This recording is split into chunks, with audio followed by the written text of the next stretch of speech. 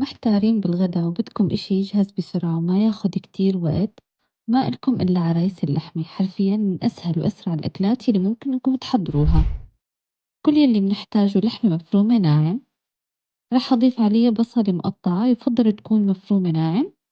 راح أضيف بقدونس مفروم، معلقة من دبس الفليفلة، معلقة من الطحينية، فلفل، بابريكا، ملح، ودبس رمان.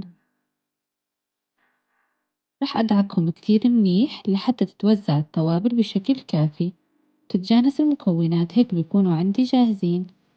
راح أستخدم خبز عربي، راح أفتحه بهذا الشكل،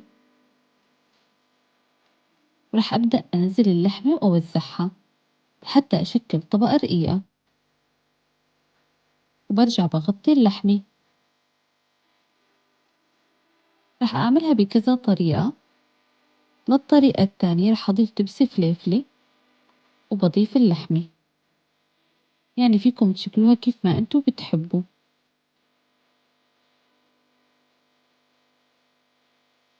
وكخطوة ثالثة راح أضيف فوق اللحمة جبنة موزاريلا.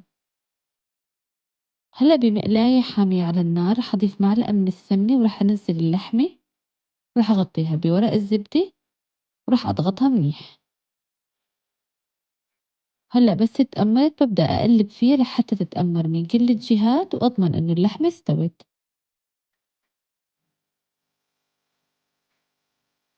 طبعا بأمر كل الكمية وبنفس الطريقة. هلأ راح أقطعها بهذا الشكل.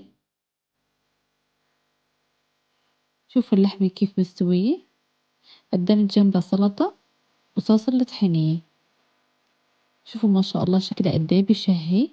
ما أخدت كتير وقت، جدا سهلة وطيبة، لازم تجربوها.